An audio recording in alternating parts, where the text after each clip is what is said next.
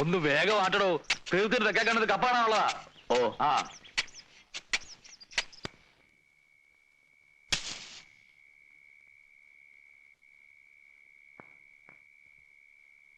കാലം ഒരുപാടായി നീ ഒരു മോഹമായി മനസ്സിൽ കയറിയിട്ട്.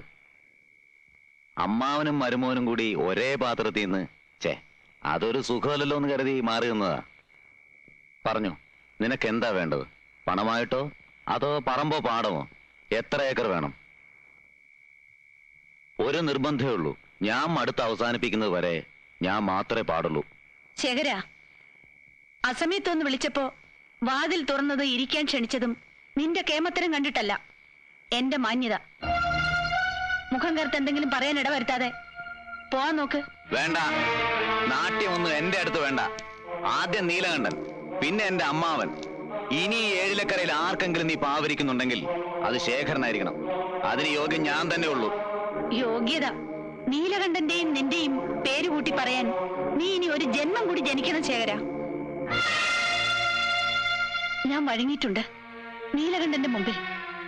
തേടി വന്നതല്ല, ആ പൗരുഷത്തിന്റെ മുന്നിൽ ഞാൻ ചെന്ന് വീഴുകയായിരുന്നു.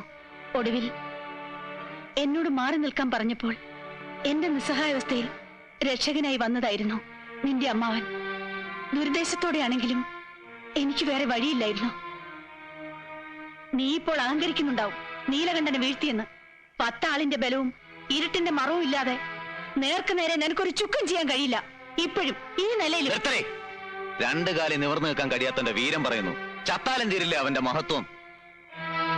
ഓർമ്മ വെച്ച നാള് തൊട്ട് ഞാൻ അനുഭവിക്കുന്ന നാണക്കേട്. കളിപ്പന്ത് കളിക്കുന്ന മൈതാനത്ത് അമ്പലക്കുളത്തിൽ മുങ്ങാങ്കുഴിയിടുമ്പോ എന്നെ തോൽപ്പിക്കാനായി എന്നും അവനുണ്ടായിരുന്നു. ഇപ്പോ നിന്റെ രൂപത്തിൽ അവൻ എന്നെ ജയിക്കുകയാണ്. ഇല്ല, അവന്റെ നാശം, ഇഞ്ചിഞ്ചായി ചതഞ്ഞുള്ള അവന്റെ മരണം കാട്ടിത്തരാൻ നീ അടക്കമുള്ള എല്ലാവർക്കും. ഇനി എനിക്കത് വ്രതമാണ്. നോക്കിക്കോ.